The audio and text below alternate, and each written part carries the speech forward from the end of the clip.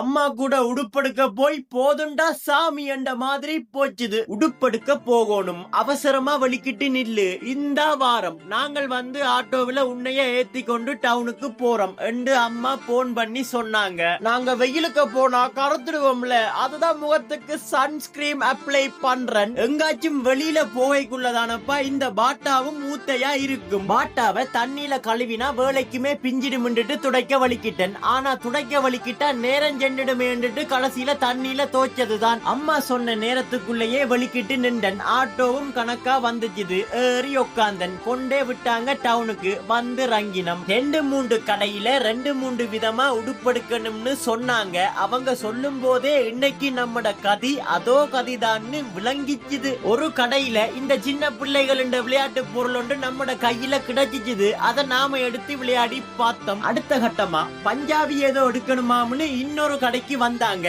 எனக்கு விசர் அடிச்சிச்சுது. கடைக்குள்ள போகல. வெளியில இருந்து ரோட்டால போற வாராக்களை பார்த்துக்கிட்டு இருந்தேன். உதுல இருந்து போற வார பொம்பளை பிள்ளைகளை பார்த்துக்கிட்டு இருக்காம இன்னொரு அலுவல் இருக்குது வாண்டுட்டு இன்னொரு கடைக்கு கூட்டிட்டு போனாங்க. வேற எங்க 2 நாளைக்கு முன்னமா நதியாசில ஏதோ உடுப்படுத்தவங்களாம். அதை கொண்டே மாத்தோணும்னுட்டு தான் நதியாசுக்கு போய் அந்த உடுப்பை மாத்திட்டு வந்தனாங்க. அப்புறமா டவுனுக்கு நின்ற ஒரு ஆட்டோவை பிடிச்சு வீட்டை வந்தோம். என்னையே அப்பமா வீட்டை போற சந்தியில விட்டுட்டு அவங்க தங்கட வீட்டை போயிட்டாங்க. நாளைக்கு உங்களோட கண்ணுல பட்டா சந்தோஷம் தான்.